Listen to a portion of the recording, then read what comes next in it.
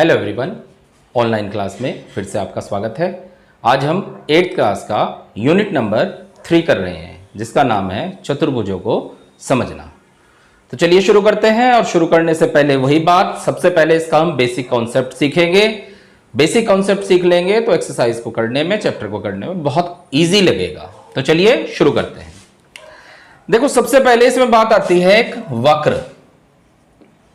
वक्र, जिसे कहते हैं कर्व। अब वक्र क्या होता है? वक्र होता है कोई भी आड़ी तिरछी लाइन, इस तरह का हो गया, ऐसे हो गया, ऐसे घूम के ऐसे ऐसे ऐसे हो गया, इस तरह का, ये सारा वक्र कहलाएगा। ऐसे हो गया, ऐसे हो गया, ये सारा वक्र है। ठीक है। फिर आता है एक बंद वक्र,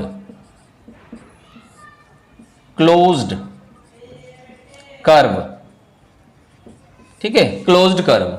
अब जैसे ये कर्व तो बना दिया मैंने, ये कर्व बना दिया। अगर मैं इसको ऐसे मिला दूं, ठीक है, इसको ऐसे मिला दूं, इसको ऐसे मिला दूं, ये मिला हुआ ही है, इसको ऐसे जोड़ दूं, इसको ऐसे जोड़ दूं, तो ये सारे हो जाएंगे बंद वक्र, क्लोज्ड कर्व।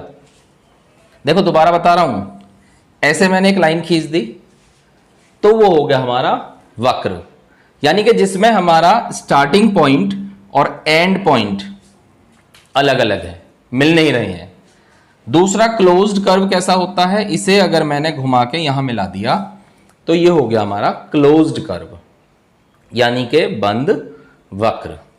फिर आता है हमारा रेखाखंड। ये होता है रेखाखंड, यानी कि एक सीधी लाइन, ए जिसका स्टार्टिंग पॉइंट और एंड पॉइंट अलग अलग है।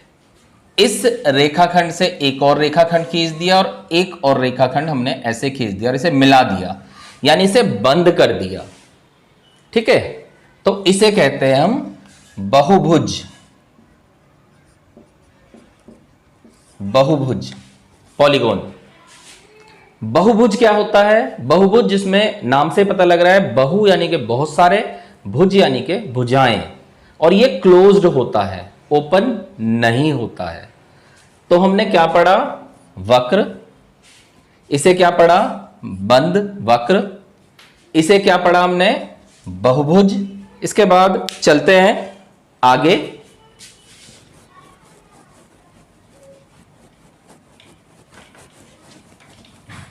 इस तरह से इनके अलग अलग पहचान अगर आपको हो जाए तो आपको दिक्कत नहीं होगी। ठीक है, बहुभुज समझ में आ गया? बहुभुज मतलब जिसकी भुजाएं ज्यादा हो और वो क्लोज्ड हो। उसमें सारे आ जाते हैं हमारे पास। 3 भुजा वाला त्रिभुज हो गया, 4 भुजा वाला चतुर्भुज हो गया, 5 भुजा वाला पंचभुज हो गया, 6 भुजा वाला षटभुज हो गया, इस तरह से। ठीक है, तो जैसे ये हो गया हमारा त्रिभुज, ये हो गया हमारा चतुर्भुज, ये हो गया हमारा पंचभुज। देखो 1 2 3, 1 2 3 4, 1 2 3 4 5, 1 2 3 4 5 6, ये 6 भुजा वाला षटभुज हो गया। ठीक है, सम है या नहीं है, यानी भुजाएं बराबर है या नहीं है, वो बात की बात है। फिलहाल तो मैं आपको केवल बता रहा हूं कि अगर इन आकृतियों को मिला दें तो इन्हें बहुभुज कहते हैं, और नाम अलग अलग होते हैं भुजाओं के हिसाब से। ठीक है। अच्छा, इसके बाद एक आता है हमारा उत्तल बहुभुज। ठीक है, उत्तल बहुभुज। अब उत्तल बहुभुज क्या है? एक ऐसा बहुभुज जिसका प्रत्येक कोण 180 डिग्री से कम हो। 180 डिग्री से कम हो, ऐसा बहुभुज जिसका, यानी कि जैसे इसने उत्तल कहा तो उत्तल का मतलब हो गया प्रत्येक कोण 180 से कम। एक आता है हमारा अवतल बहुभुज। इसमें क्या होता है कि एक कोण कम से कम 180 डिग्री से ज्यादा होगा। सॉरी, एक कोण कम से कम 180 डिग्री से ज्यादा होगा। देखो ये वाला कोण जो है ये 180 डिग्री से ज्यादा है, तो इसका मतलब है कम से कम एक कोण 180 डिग्री से अधिक हो। ठीक है, तो ये सारी बातें हो गई। फिर आता है हमारा एक और चीज आती है विकर्ण, डायगोनल कहते हैं। विकर्ण क्या होता है? विकर्ण होता है आप आमने सामने की कोणों को पॉइंट को मिला दो। जैसे एक विकर्ण ये ए बी सी डी अगर नाम दूं तो एक विकर्ण हो गया ए सी और दूसरा हो गया बी डी, विकर्ण है। ठीक है, अब इन सभी बातों का इस्तेमाल हम क्वेश्चन में करेंगे। ठीक है, तो एक्सरसाइज शुरू करते हैं। एक्सरसाइज में कुछ और अगर नई बातें आ जाती हैं तो हाथों हाथ आपको वो बता दी जाएंगी। फिलहाल जो बेसिक बातें थी वो हमने कर ली हैं। अब हम एक्सरसाइज पे आते हैं और क्वेश्चनों को हल करते हैं। आप देखेंगे अगर आपने ये बेसिक बातें ध्यान से इन्हें समझी है तो बहुत इजीली आप उसे कर लोगे। देखो सबसे पहला हमारे पास जो क्वेश्चन आता है वो ये है कि इसने कुछ आकृतियां दे दी, कुछ आकृतियां दे रखी है हमें। एक ही आकृति हो गई, एक ही आकृति है, एक ही आकृति है,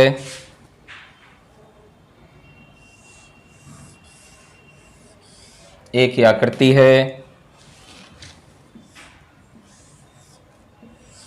एक ये हो गई।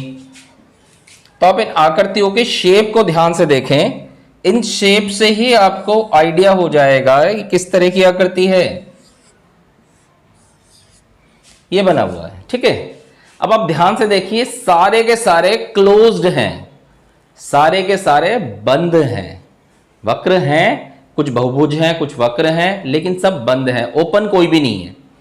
ठीक है, जैसे इसने हम सबसे पहले पूछा है साधारण वक्र, साधारण वक्र, सरल वक्र। अब सरल वक्र, साधारण वक्र यानी कि जो कंप्लीट कवर्ड है, घिरा हुआ है। जैसे देखो ये कवर्ड हो गया, ये कवर्ड हो गया, तो ये नंबर है इसका 1 2 3 4 5 6 और 7 8, टोटल 8 है हमारे पास। ठीक है, हमें इसमें बताना है साधारण वक्र कौन सा है। आप चित्रों को ध्यान से देखिए। साधारण वक्र यानी कि जो कवर्ड लाइन है, पूरा घिरा हुआ है, जो जिसका फर्स्ट और लास्ट एंड सिरा बिल्कुल मिलता हुआ आपको दिखे। देखो यहां से चला, ये होता हुआ ये हो गया, यानी कि एक तो फर्स्ट नंबर हो गया। उसके बाद ये भी देखो जहां से चला था वहीं आ गया, सेकंड नंबर हो गया। इसका आता पता नहीं, ये किस तरह से जुड़े हुए हैं नहीं पता, ये हो सकता है, यानी 5th वाला हो गया। ये भी है देखो 6th वाला हो गया, और ये भी है आपका 7th वाला हो गया। तो ये साधारण वक्र में आ गया। ठीक है, इसके बाद साधारण बंद वक्र। अब क्योंकि ये सारे के सारे जो मैंने बताए हैं ये साधारण वक्र भी है और बंद वक्र भी है, तो यही इसका आंसर हो जाएगा सेकंड वाले में भी 1 2 5 6 7, क्योंकि ये साधारण भी हैं और बंद भी हैं। फिर इसके बाद आता है बहुभुज। बहुभुज, अब आप ध्यान से देखिए। बहुभुज में मैंने आपको बताया था जिसमें जैसे त्रिभुज, चतुर्भुज, पंचभुज इस तरह की आकृति बनती है। एक तो ये हो गया बहुभुज आपका, एक ये हो गया बहुभुज। बाकी ये भुजाओं वाले कोई आकृति नहीं बनी हुई है, तो यानी बहुभुज में आपका आ गया 1 और 2। फिर पूछा है उत्तल बहुभुज। उत्तल बहुभुज, तो आप ध्यान से देखिए क्योंकि बहुभुज तो हमारे पास केवल 2 ही हैं। है ना। और इसमें हम देखेंगे कि कोई सा भी एक एंगल जो है वो 180 से ज्यादा। अब देखो ये वाला जो बना हुआ है ये बहुभुज है हमारे पास, ये दो बहुभुज हैं। इसमें देखो एक एंगल अगर हम इसे नोट करें ये वाला 180 से ज्यादा हो रहा है, बाकी सब कम है। यहां पे ये सारे 180 से कम है, तो यानी कि उत्तल बहुभुज तो हो गया कौन से वाला, सेकंड नंबर वाला। और अवतल वाला कौन सा हो गया, अवतल वाला कौन सा हो गया, फर्स्ट नंबर वाला। ठीक है, तो साधारण वक्र क्लियर हो गया, साधारण बंद वक्र क्लियर हो गया, बहुभुज मैंने आपको बता ही दिया है। उत्तल वाला कौन सा हो गया, उत्तल वाला वो होगा जिसका प्रत्येक कोण 180 डिग्री से कम हो। और अवतल वाला कौन सा होता है, जिसका कम से कम एक कोण 180 डिग्री से ज्यादा होता हो। तो चलिए करते हैं, बात चलते हैं क्वेश्चन नंबर 2 पे। एक चतुर्भुज बनाइए जो उत्तल ना हो। आप बिल्कुल बना सकते हो क्योंकि मैंने अभी अवतल का आपको उदाहरण दिखाया है, आप कर लोगे इसे। तीसरे क्वेश्चन पे आते हैं। इसने कहा निम्नलिखित प्रत्येक में कितने विकर्ण हैं। एक उत्तल चतुर्भुज है, उत्तल चतुर्भुज ये मैंने अभी बना के दिखाया था।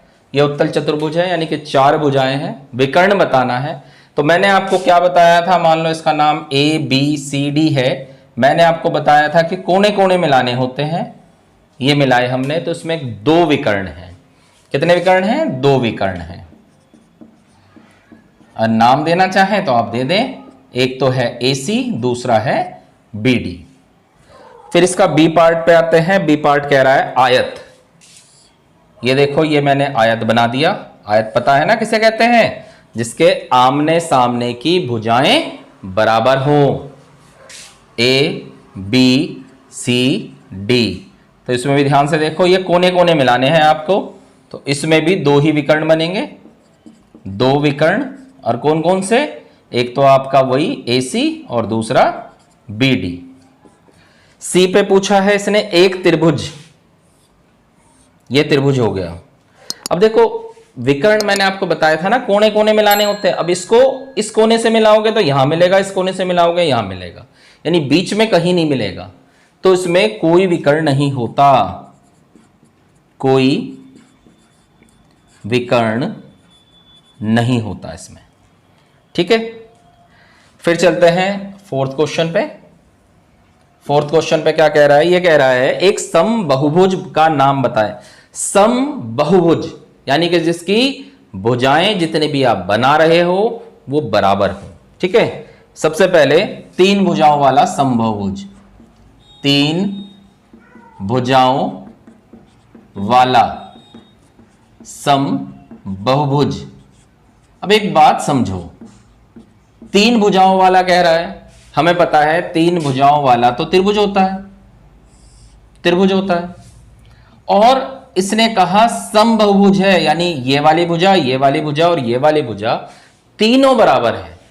तो अगर किसी त्रिभुज की तीनों भुजाएं बराबर हो तो वह त्रिभुज होता है समबाहु त्रिभुज। पता होगा ये तो आपको, समबाहु त्रिभुज। ठीक है, सेकंड पे आते हैं। सेकंड कह रहा है 4 भुजाओं वाला, 4 भुजाओं वाला समबाहुभुज। अब 4 भुजाएं जिसकी बराबर हैं, पता है आपको, जिसकी 4 भुजाएं बराबर होती हैं, ये बराबर है, उसे कहते हैं हम वर्ग। क्या कहते हैं, वर्ग यानी स्क्वायर। और समबाहु त्रिभुज इक्विलैटरल ट्रायंगल। फिर 6 भुजाओं वाला, 6 भुजाओं वाला, 6 भुजाएं, तो 1 2 3 4 5 6 की 6 भुजाएं बराबर हो अगर इसकी, तो ये हो जाएगा आपका समषट्भुज। समषट्भुज। वैसे तो 6 भुजाएं वाला षट्भुज होता है, लेकिन अगर उसकी बराबर हो भुजाएं तो समषट्भुज हो जाएगा। ठीक है, क्लियर। चलते हैं हम 5th क्वेश्चन पे। 5th क्वेश्चन में इसने कुछ आकृतियां दे रखी है और हमें कहा है निम्न आकृतियों में x का मान बताइए। ये हमारे पास एक आकृति दी हुई है। ठीक है, ये दिया हुआ है हमें 50 डिग्री, 30 डिग्री, ये 50 डिग्री, ये 30 डिग्री, ये 120 डिग्री, ये x। अब ध्यान रखेंगे कुछ बातें। त्रिभुज है तो त्रिभुज के तीनों कोणों का योग अंत है, अंदर वाले कह रहा हूं मैं। सबसे पहले मैं लिख देता हूं, नंबर 1, त्रिभुज के तीनों कोणों का योग बराबर होता है 180 डिग्री। त्रिभुज के तीनों अंतः कोणों का, यह भी ध्यान रखना, अंतः अंदर वाले की बात कर रहे हैं। ऐसे ही चतुर्भुज के चारों कोणों का योग बराबर होता है 360 डिग्री। फिर अगर पंचभुज आ जाए, पंचभुज के चारों कोणों का योग बराबर आता है 540 डिग्री। ये अंतः कोणों की बात कर रहे हैं। यहां पे आपके पास पंचभुज है और त्रिभुज और चतुर्भुज है, ठीक है, इनकी जरूरत ही पड़ेगी। तो ठीक है, ये नोट कर लेंगे, मैं इसे रब कर दे रहा हूं, ये आप नोट कर लेंगे और याद कर लेंगे जिससे क्वेश्चन में दिक्कत ना हो। फिलहाल हमारे पास ये एक चतुर्भुज है, ठीक है, ध्यान से देखो, ये एक चतुर्भुज है और मैंने इसके नाम लिख दिए ABCD। मैंने अभी क्या लिखा था, चतुर्भुज के चारों कोणों का योग, यहां लिख रहा हूं, चतुर्भुज के चारों कोणों का योग बराबर होता है 360 डिग्री। चतुर्भुज के चारों कोणों का योग 360 डिग्री। तो इसमें कोण A प्लस कोण B प्लस कोण C प्लस कोण D बराबर 360 डिग्री हो गया। A कितना दे रखा है 30, B कितना 120, C कितना X और D कितना 50 बराबर 360 डिग्री हो गया। ठीक है भाई, चारों कोणों का योग 360 डिग्री है। 3 बुक वाले ने हमें दे रखा है, उन्हें जोड़ देंगे और 360 में से घटा के आंसर आ जाएगा।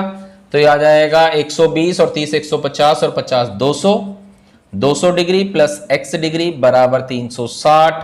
ये x उधर 200 उधर जाके घट जाएगा, यानी x बराबर आ गया 360 में से 200 घटा देंगे 160 डिग्री आ जाएगा। क्लियर? ऐसे ही इसका बी पार्ट है, लेकिन बी पार्ट को थोड़ा सा समझ लेते हैं अच्छी तरह से। उसमें थोड़ा सा चेंज है। क्या चेंज है देख लेते हैं। देखो, इसने आकृति ये दे रखी है हमें, ए मान लेते हैं, A B C D E.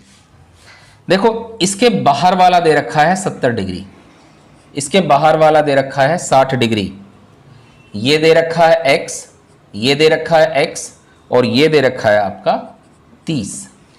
अब ये पंचभुज तो है, लेकिन पंचभुज के ये अंदर वाले कोण नहीं है। ठीक है, हमें अंदर वाले कोण चाहिए, तो पहले इनको निकाल लेते हैं। इसे मैंने 1 लिख लिया, इसे मैंने 2 लिख लिया। ध्यान रखेंगे, पहले ये निकालेंगे। हमने छोटी क्लास में पढ़ा था, जो स्ट्रेट लाइन होती है, सरल रेखा जो होती है, वो 180 डिग्री का कोण बनाती है। कितना बनाती है ये? 180 डिग्री का कोण। तो ये जो सीधी लाइन दिख रही है आपको, ये 180 डिग्री का कोण होगा और इसमें 2 कोण बन रहे हैं, कोण 1 और 70, इन दोनों का योग 180। 70 उधर जाके घट जाएगा तो कोण 1 बराबर 110 डिग्री आ जाएगा। क्लियर होगी बात? ऐसे इधर आते हैं, कोण 2 प्लस 60 बराबर 180 होगा। 60 उधर जाके घट जाएगा तो कोण 2 बराबर 120 डिग्री आ जाएगा। यहां तक क्लियर होगी? अब मैं इसको इधर कर दे रहा हूं, आप ध्यान से देखेंगे। बहुत इजी क्वेश्चन है, बस थोड़ा सा आपका ध्यान चाहिए। ध्यान दोगे सही तरह से तो क्वेश्चन समझने में कोई दिक्कत नहीं होती। अब उस आकृति को ना मैं केवल पंचभुज वाली आकृति बना रहा हूं, उसको ध्यान से देखो। मैं आकृति को इस तरह से बना रहा हूं, केवल पंचभुज। आप भी इस तरह से अलग से बना के फिर करना है इसे। अब ये वाला कोण तो हो गया 30 डिग्री, ये हो गया x, ये हो गया x, ये हो गया 110 और ये हो गया आपका 120। A B C D E। ठीक है, अभी मैंने आपको क्या लिखवाया था? पंचभुज के अंदर वाले कोणों का योग 540 डिग्री होता है। तो पंचभुज के अंतः कोणों का योग बराबर होता है 540 डिग्री, यानी कोण A plus B plus C plus D plus E बराबर 540 डिग्री। ए कितना है x, बी कितना है 30 डिग्री, सी कितना है x, डी कितना है 120 डिग्री और ई कितना है 110 डिग्री बराबर 540। तो x और x 2x हो गया प्लस 120, 100, 200, 230, 260, ये उधर जाके घट जाएगा। 2x बराबर आ जाएगा 540 माइनस 260, 2x बराबर आ जाएगा जी आपका 280, 2 से काट दोगे यानी x बराबर आ गया 140 डिग्री। x का मान ही इसने पूछा था। ध्यान से दोबारा समझ लेते हैं। देखो ये वाले कोण पूछे थे, अंदर वाले कोण नहीं दिए हुए हैं, बाहर का दिया हुआ है। तो पहले मैंने इससे अंदर वाला और इससे अंदर वाला कोण निकाल लिया। इस तरह हमारे पास 5 कोण आ गए। इन सभी का योग 540 होता है। कैलकुलेशन आपको जोड़ना घटाना आता ही है, आप कर लेंगे। इसके बाद चलते हैं हम क्वेश्चन नंबर 6 पे। क्वेश्चन नंबर 6 में भी उसी तरह की आकृति दी हुई है। एक त्रिभुज बना हुआ है लेकिन उसमें बाह्य कोण भी दे रखा है। देखो ये 30 डिग्री है, इसका हमें पता नहीं। z ये 90 डिग्री है, ये बाहर वाला x, ये y डिग्री है। ठीक है। अब सबसे पहले आपको करना क्या है, हमें x plus y plus z निकालना है। तो पहला काम तो हमारा यह है कि हम ये वाला निकालते हैं कोण, ये वाला।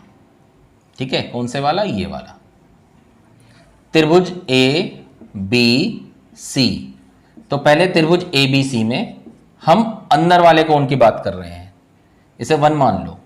90 प्लस 30 प्लस कोण 1, भाई त्रिभुज के तीनों कोणों का योग अभी बताया था 180 डिग्री होता है।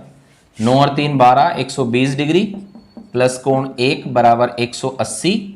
ये उधर जाके घट जाएगा तो ये आ जाएगा 60 डिग्री। अब हमारे पास अंदर वाला कोण आ गया 60 डिग्री।